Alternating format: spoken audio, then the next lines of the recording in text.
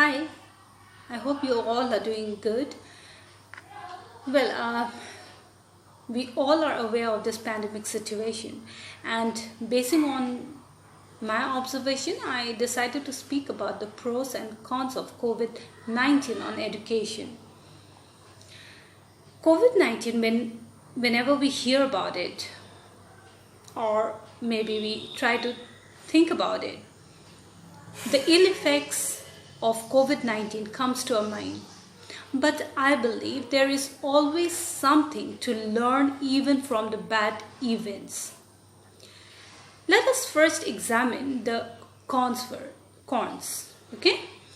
As we know, this virus spreads unlike other viruses we have known, and that the fatality rate of this virus is also quite high as compared to the earlier known viruses.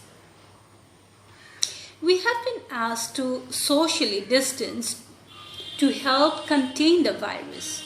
But in a country like India, where the population density is high, this is hard.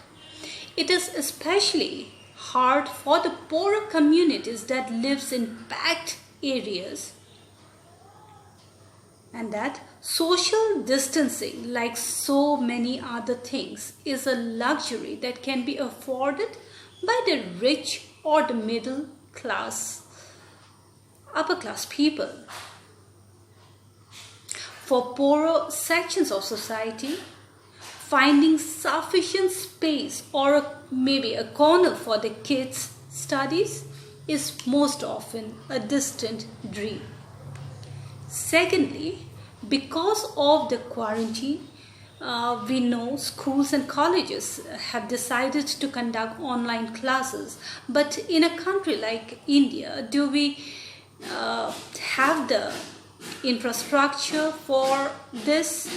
Will the learner from poorer families be able to afford the same kind of education while in quarantine?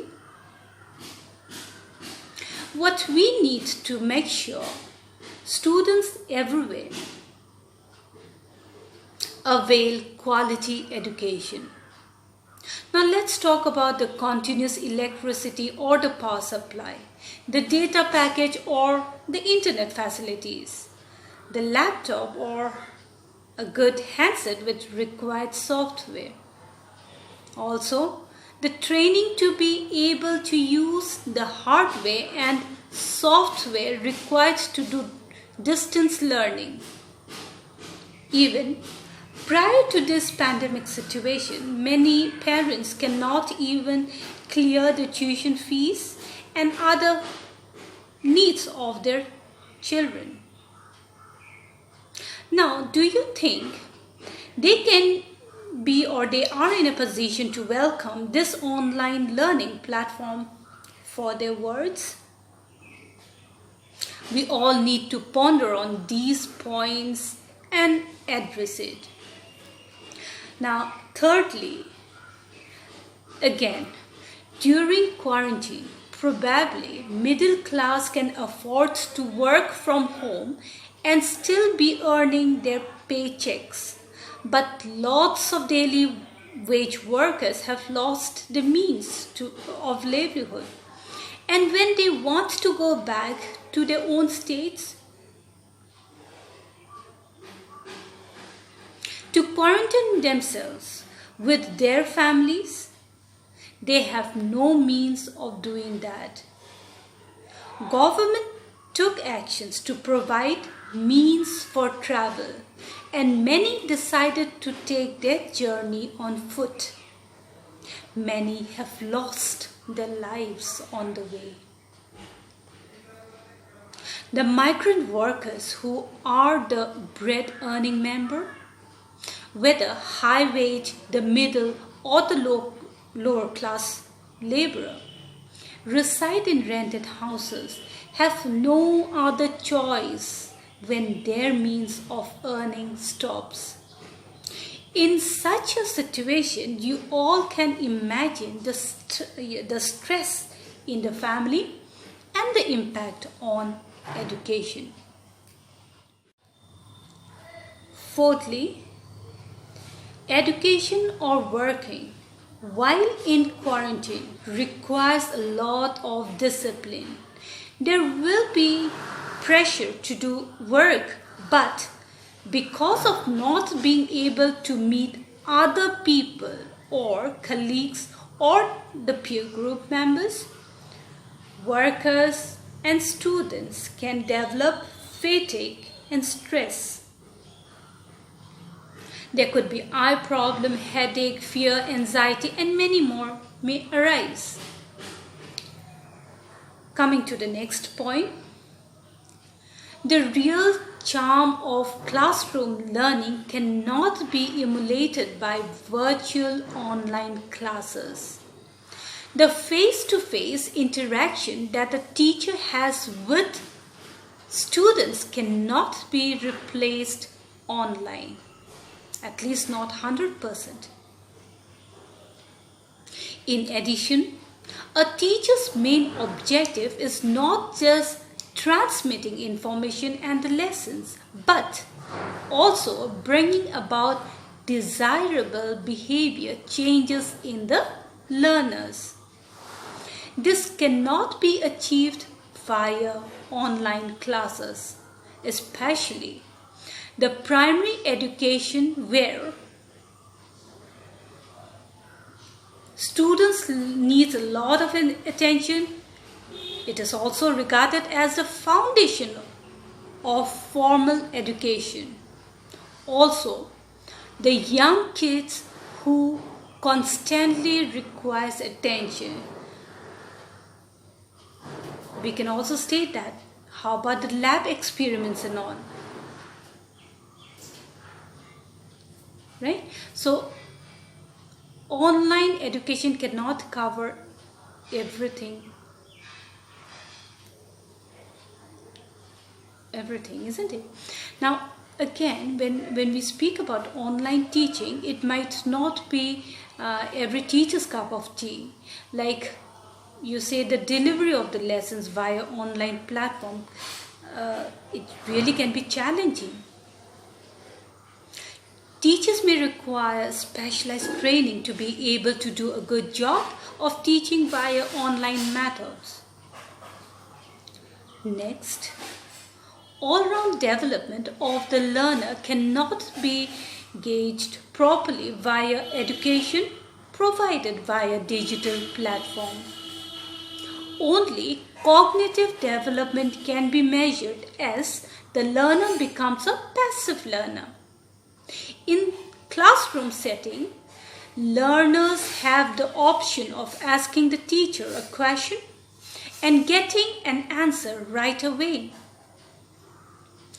Another thing, online classes would put pressure on students and parents to make sure they are up to the mark as far as the lessons are concerned. For teachers to monitor their students, be it progress or their learning, a good monitoring device or a strategy or a parameter would be needed, isn't it? Now, let's switch to the pros of COVID-19 on education. Okay, let's see the advantages now. Now, because of the lockdown in countries all over the world, the pollution level worldwide reduced.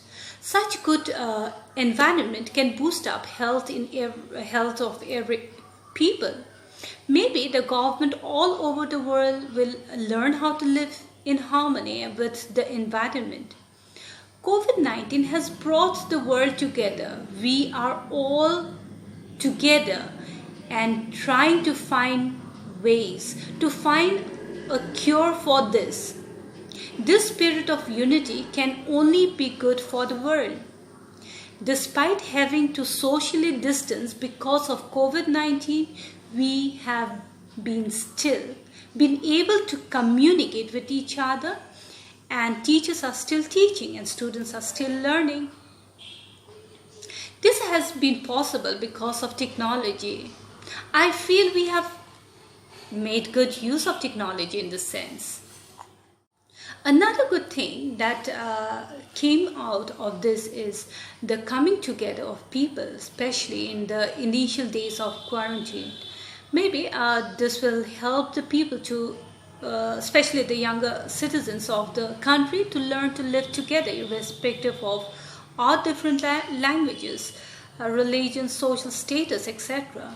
In a way, it is educating them to be a better citizen and a human being.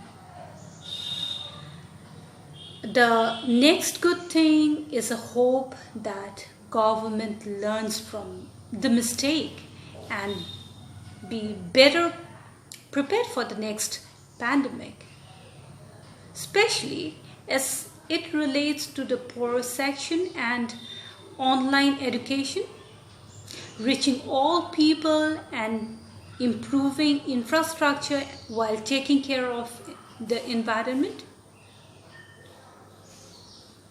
Every institution is now well aware of what they need to do to be ready for the next pandemic, and they can adopt those measures like giving training, developing infrastructure and other facilities, and make everyone technology savvy.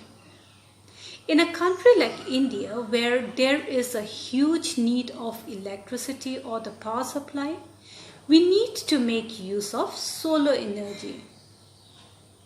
To help technology use amongst all, the poorer especially is.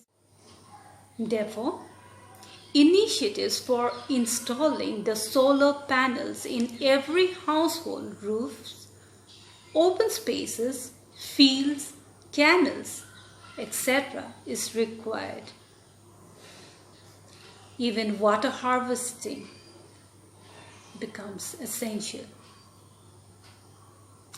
Well, friends, with this I would like to say to all out there, keep learning. Don't be afraid of change. Keep yourself up to date and you will always be prepared whatever might come your way. So, accept the challenge, everything is possible. Thank you.